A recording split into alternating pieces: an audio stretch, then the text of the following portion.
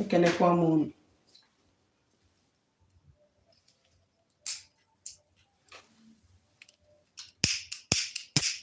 Ndewo n'ụmụ Igbo, ekenekwa m unu. Tata bụ ụbọchị Afọ, wee na-asị nke onye chiri ya zelu. Anyị na-asụ ndụ mmiri ndụ azụ, mmiri atakwana ma azụ anwụna. Ọfọ ndụ ka anyị na-agụ, si na ọ ya dịrị anyị niile na mma. Tata bụ ụbọchị Afọ, ọ ya dịrị anyị mma na Nkwọ, dịrị anyị mma na Eke, dịrị anyị mma na Orie, dịrị anyị mma na ahịa na-anọ n'ụbọchị na-anọ. Ọ bịara igbo anyị bụ onwe anya ka anyị na-ayọ Chukwu. Anyị si n'ilu na-asị karị n'ụwa, mana onye ọbụla sị na akwa ya ya acha na mpama ya ba na nke ya. Onye ife anyị rụta nwa ya nwụrụ anwụ, anyị si ọzọ nwụkwa. Mana ife anyị na-agụ n'ọfọ tata bụ egbe belu gobelu, mana nke si ibi ebe na nkụkwa ya. Anyị siri ihe ọma mere anyị mekwalụ ndị agbata obi anyị, mekwalụ ụmụnne anyị, mekwalụ ndị enyi anyị na ikwu na ibe anyị. Mana onye si na nke anyị akarịa anyị ka aja na-anapụghị oke ha, tinyeziela anyị na nke anyị, udo wee dịla anyị. Otu anyị sikwa onye ka ọ dị n'ọfọ. Tata bụ ụbọchị Afọ, dị na Nkwọ, dị na Eke, dị n'Orie, anya na-anọ n'ụbọchị na-anọ ise. Bụ ndị ọma njem ọ na-ekenekwa m unu. Afa mbụ Nwaada Agbarọma Ụzọ Mmiri. Abụ m onye mgbasa ozi ọma ọdịnala Igbo, bụrụkwa dibịa Igbo, bụrụ onye isi nchụaja na Agbarọma ọdịnala Temple nke dị n'Enugu steeti. Wee jiri ohere a wee na-ewetara anyị ozi ọma nke si n'aka ndị mbụ na ndị egede wee bịa, bụ ozi ndụ, bụ ozi udo.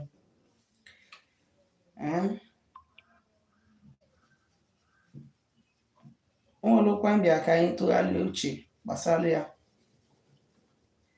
Onwelokwa mbịa tata bụ ụbọchị Afọ, anyị tụgharịa uche gbasara ya. Abụkwa anyị bịara ịtụgharị uche gbasara ya bụ ihe a na-akpọ depth of reincarnation. Depth of reincarnation. Na mbụ, na anyị nwabụ ndị Igbo kwere n'elu ụwa. Anyị nwabụ ndị Igbo kwetara n'elu ụwa. Nke Igbo bụ na alụsị na-alụkwu mmadụ ụwa, mmadụ na-alụ mmadụ ụwa, nwoke na-alụ mmadụ ụwa, alụ nwaanyị, nwaanyị na-alụ nwoke ụwa. O nwere ndị ụwa ha bịara bụ nke izizi ha, nwee ndị nke ha ozi nke asaa, nwee ndị nke ha bụ nke anọ, nwee ndị nke ha bụ nke ise, nwee ndị nke ha bụ nke atọ, nwee ndị nke ha bụ nke abụọ, nwee ndị nke ha bụ nke isii. Mana ihe a na-abụ abịasị ụwa alọghachite ọzọ ka enwe ike wee mezuo ihe a chances to fulfill destiny. Onye akpatara na-abụ mmadụ lụọ ụwa, enye ya another chance to come back so that you can be able to fulfill your destiny. Ka ịrapụ ịba na ndị aka Owerri, ifulfill your destiny, ịgbago n'oche eze, whereby you misiri 7 times, that is 7 chances of reincarnation to fulfill your destiny, then automatically onye ha dị transformed to aka Owerri. Ndị bịara ụwa na-emezughị akara, a transform to demon, a huntwazie people with great stars. So o wee bụrụ ya bụ na anyị ncha ga-emezu akara anyị. Anyị ncha ga-emezu akara anyị. Ma onye kwere, onye jụzikwa ya na chi ya ama. Mana mụnwa bụ Agbarọma ga-emezu akara m. Gị nwa bụ onye Igbo na-ege m ntị n'ọnụ, ihe emezu akara gị. Ọ ga-adịkwara gị na mma, dịkwara m nwa na onwe m na mma na ezinụlọ m. Gịnị bụ debt of reincarnation? Debt of reincarnation bụ ụgwọ mmadụ ji n'ụwa ya nke mbụ wee jesie nọsịa n'ụwa wee naba na-akwụzuru ụgwọ anwa. Ịbịa ụwa ọzọ, you come back with that debt, hoping to pay for that debt. A lot of us, the reason we are suffering is because of debt of reincarnation. The reason ọ na-agba anyị chụsị aja ọ dịka ihe anyị na-eme nwere isi is because of debt of reincarnation. Debt of reincarnation. Onye ji ụgwọ ya kwụ ụgwọ ji. How do we incur debt of reincarnation? Ka debt of reincarnation si abịa to us bụ mgbe ị bịara ụwa, mmebido ya from ihe ị bịara ụwa ime. Asị na ị ya alụ dibịa n'ụwa gị, ije na-apị yahoo. Asị na ị ya alụ dibịa n'ụwa gị, ije na-agba ashawo, ma ọ na-azụ ahịa, ma ọ na-emekwa n'ihe ọzọ ifiliri na n'ọnya nwakara gị mma. Definitely mụ na gị abụọ mana ume anyị ekwukwanụ gị ebe ahụ ị nọ. Ihe enwekwanụ peace ebe ahụ ị nọ because you are not in line. You are not in line with your destiny. Ọnya waka mmadụ si ebuta debt of reincarnation ebe ọ nọ. Bịawakwa ụwa ọzọ, usoro gị laghachite ọzọ. Another way mmadụ si ebuta debt of, o nwere so many ways mmadụ nwere ike isi wee jide ụgwọ n'ụwa ya nke mbụ. Ọ bụrụ na ekworo ya ma ọ na-ekwesịrị ya, ị na-achịta azụ, you pay for that. Another way mmadụ si ebuta debt of reincarnation bụ through your forces ndị gị na ha so bi ụwa, especially onye ụwa gị na arụsị nọrọ gị ụwa. That is your chi, mmụọ isi ya wee bi ụwa na onye nọrọ ụwa ya. Ọ bụ na ide enye mmụọ lọrọ gị ụwa ihe, asị na nne your father ma nne your mother ka ị lọrọ ụwa ya, and ide enye ya ihe, you don't recognize that entity as your reincarnator. There is high tendency of gịnwa ijide ụgwọ in your next life, which means na ọ bụrụ na ị dịsịa ndụ wee mụta nwa gị, that is na ị mụrụ nwa gị ahụ wee mụọ nwa, ọ bụrụ your grandchild ka ị si na-arụ ya wee n'ụwa ọzọ. There is high tendency of that child ịnọrọ ụwa, ị na-enyechi ya ihe, ị na-enyechi ya ihe, ị na-enyechi ya ihe, ị na-enyechi ya ihe, yet that person ama nwe gị answers good result for ihe ọ na-enyechi ya, because na gị nwa nọrọ ya ụwa enyeghị onye nọrọ gị nwa ụwa ihe. So that child na try godi feel that debt nke gị nwa jigodo onye nọrọ gị ụwa before you as onye ụwa ya bụ onye na-enyeghị onye ahụ nọrọ gị ụwa ihe, before you start receiving, ibido mebele ya ife unless ma ị ga-arụ ọrụ na-agụ. If there is any way you work for that onye lọrọ ụwa, then ịma na ị ga-arụ ya na-agụ, because automatically ihe niile ọ na-eweta na mmụọ na mmadụ anyị ekwe ka gị nwa bụ onye ahụ na-enyeghị chi ụwa gị ihe na alụ that nri ihe ebu ụzọ setụlụọ. Ọ na-enye gị na-enye ya, ọ na-enye gị na-enye ya, ọ na-enye gị ọntị chi gị ahụ erizuo before gị nwa na onwe ga-ebidozi eriwe, which is going to make it to be difficult for you to walk through that person ahụ ị nọrọ ụwa, because o nwere onye na-alụ ọrụ na-agụ. This is why we should not try to subject ourselves to any form of debt of reincarnation, any debt that will lead us to suffer when we come back to fulfill destiny, because definitely it is going to affect you in your mission. Another thing about debt of reincarnation, ihe ọzọ ị nwere ike ime as a person when you are coming back to your next life, the thing will follow you. You must have to do what? To pay before you can continue.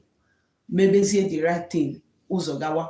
This is why a lot of people, when they do their work, they will say they will go to this will tell them that the work was successful. They will go to this person. Even when you ask them to do some rituals by themselves, they will still not see results. And when they go to people, they will tell them that this thing went well.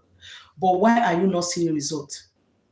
This is the things that causes some of these things that we experience in our spiritual journey. Mgbe we abịa jee na alụsị, kweta alụsị nkwa, without fulfilling that promise, it is another blessing for you in your next reincarnation. It is another blessing for you in your next reincarnation. Alụsị nye m ihe dị otu a na mmenye gị ha. All of a sudden, esi na ijebe go ụka. All of a sudden, esi na iyọrọ ya moto, na iyọrọ ya jeep, na mmadụ ji wee iyọ ya ka ijiri ego gị gota jeep, mmadụ ji wee bunye gị car. That for that, na ọ bụrụ mmụọ melu gị ihe. You are owing, know. And if you do not pay, it will follow you in your next life.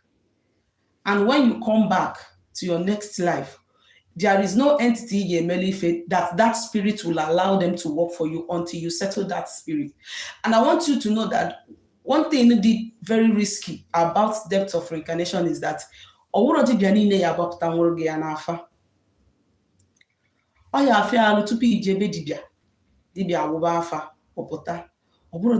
that is why we should not engage ourselves into such thing. Then when you see after all, it is still the same soul, but in a different body that is coming back. And there is no way the person in Olowa will fulfill that destiny that brought you on earth without doing what? Paying that debt that you are owing.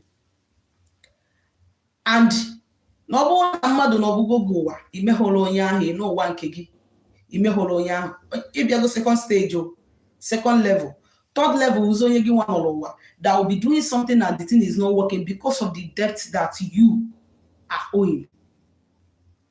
Onye akpatara ịchọ ikwe mmụọ nkwa ikwe nke ihe emenwu ma ọ dị mma ma ọ dị njọ ịkaba alụkwụọ ya so that it will not follow you to your next life.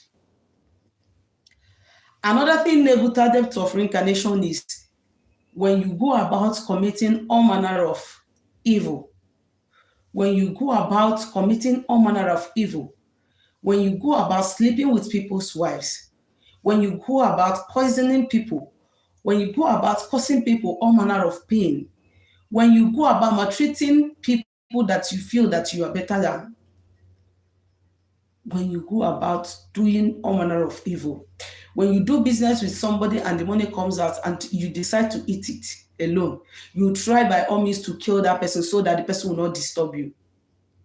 When you kill your brother, or when you kill your sister, or when you kill your uncle or your friend to take over his property or his belongings, my dear, if you do not finish that punishment in your present life, I want you to know that it is following you in your next reincarnation.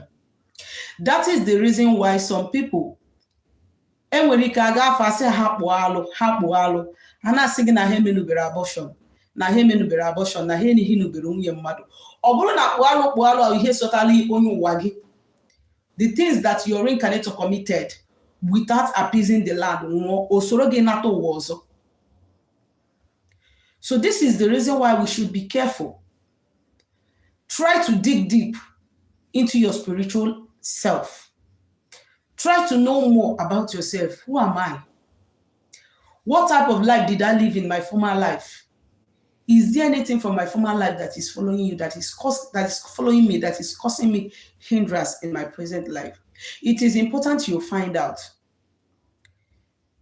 When you find out, you do the necessary things that you're supposed to do so that they don't stop you. Because once Ibia Sirano Wagi, without completing your mission, I want you to know that automatically you are going to Akori.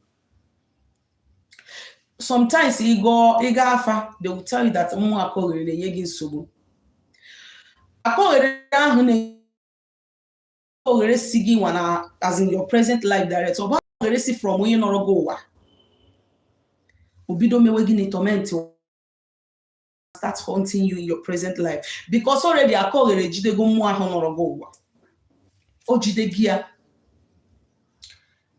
and otu ahụ o si wee jidere anụ mmụọ ahụ nọrọ gị ụwa it is that soul ka o ji automatically when that soul changes into another way which is you, which is your flesh, it will still come into you on torment gị. Ekenekwa mụ na echefuka na afa m ka nwa agbara ọma ụzọ mmiri. Zitere m ozi na my WhatsApp number na 07037311663 ma ọ bụrụ na ị nwere ajụjụ ị nwere eju gbasara ihe anyị kụzi taata ma ihe ọbụla gbasara ọdịnala Igbo ma ọ na ịchọ ka anyị gbara gị afa ma ọ ọlụ mmụọ. Ndewo.